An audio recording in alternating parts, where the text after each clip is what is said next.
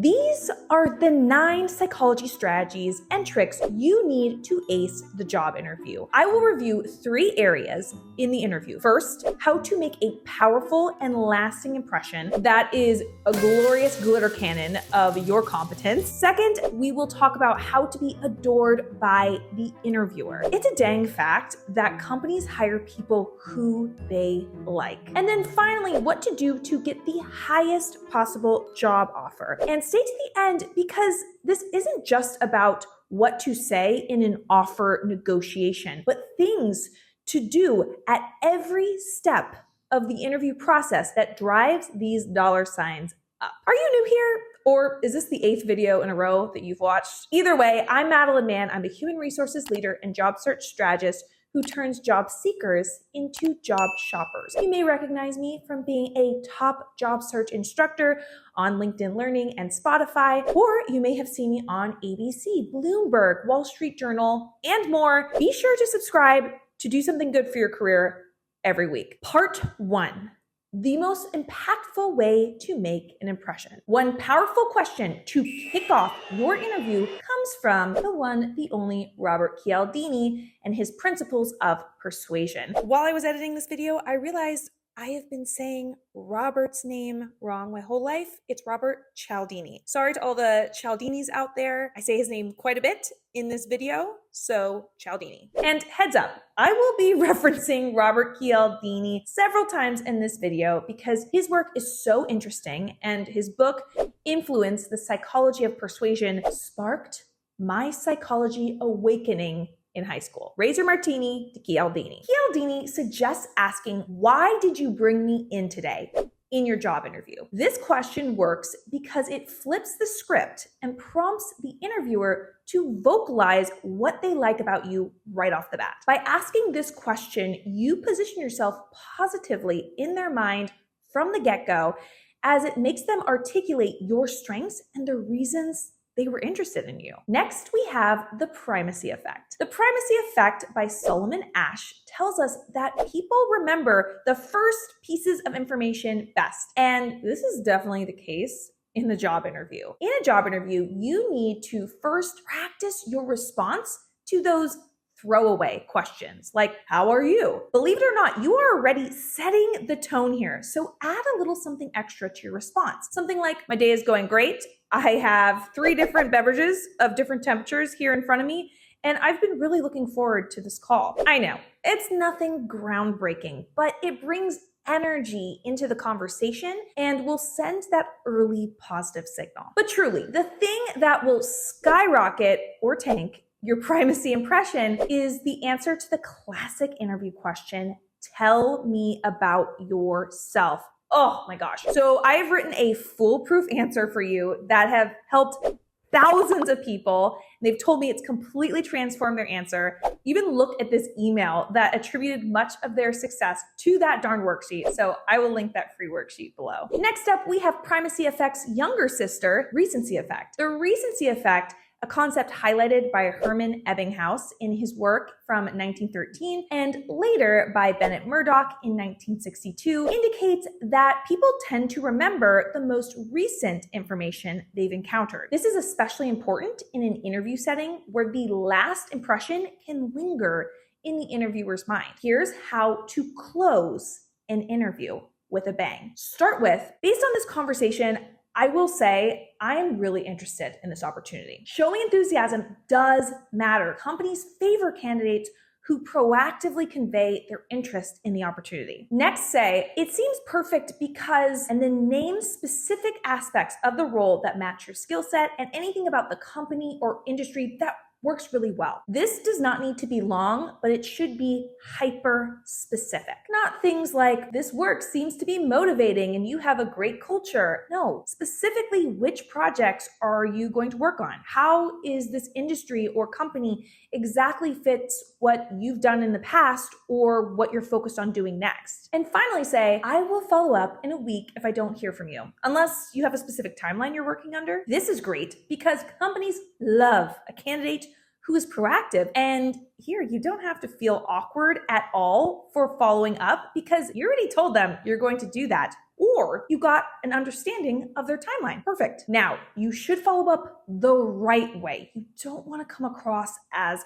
annoying, so I will link free email templates below that have led to thousands of positive responses for people finally hearing back quickly from companies. Let's move into part 2, how to be likable. If you're likable, like really likable in a job interview, you're already about 50% of the way to landing the job offer. And in some companies, that would make you 80% of the way. The final stretch is to prove that you are competent. Let's get you Dwayne "The Rock" Johnson levels of likable, okay? Gosh, I love that dear man. The first tip is to slowly say your name and give the interviewers ways to remember it. This is based on our subconscious caution towards things we don't understand, including remembering names. If someone remembers your name, they are likely to feel a connection with you, versus if they can't remember your name, it creates this unfortunate psychological distance that is difficult to shake. When you introduce yourself, say your name slowly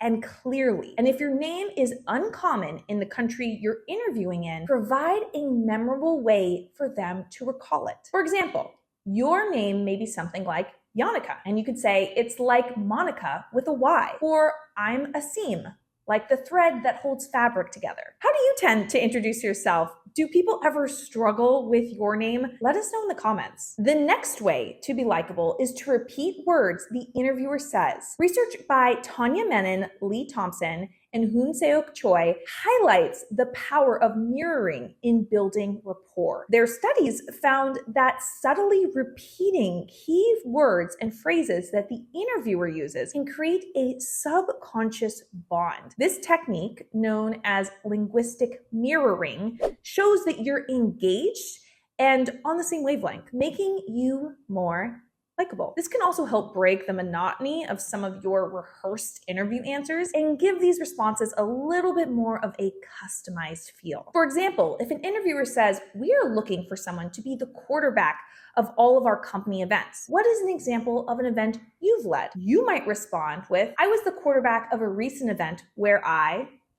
The third way to make yourself more likable in the job interview, according to psychology, is avoid saying "that's a good question" repeatedly. Saying "that's a good question" repeatedly after straightforward questions are asked to you comes off as inauthentic. Interviewers know that you don't mean it, and it's kind of patronizing at a certain point. This phrase is often used as a way to buy time in the interview, but it can leave a salty impression where your interviewer subtly doesn't trust you because the compliment isn't genuine. Instead, simply pause.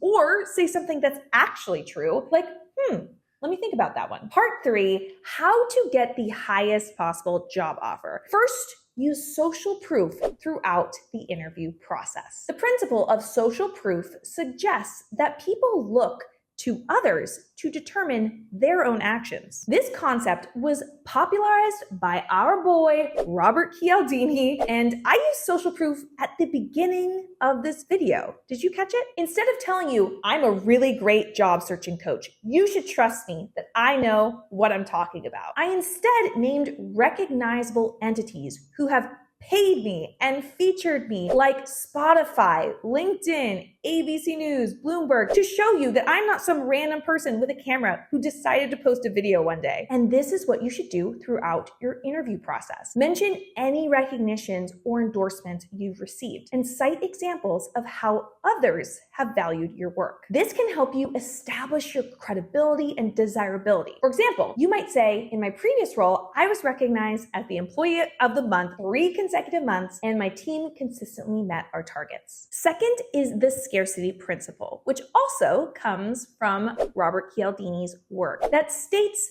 that people value something more if they perceive that it is scarce. I've gotten this question before. Is it bad for a company you're interviewing with to know you're interviewing elsewhere? No, it's not only not bad for them to know, but it's important that they know. They'll want you more. Companies want candidates who are desirable. And if you're getting interviews and offers, this will only make the company think this person is a good choice. Other companies think so too. You can use this in your job interview by hinting at other companies you're interested in without coming across as arrogant. For example, you might say, I'm currently in discussions with a couple of other firms, but I'm particularly excited about this opportunity here because of XYZ reasons. The next thing to drive up your salary on a job offer is silence in negotiation. When you ask for something, such as a higher salary, state your request and then stay quiet. This tactic is supported by numerous negotiation studies,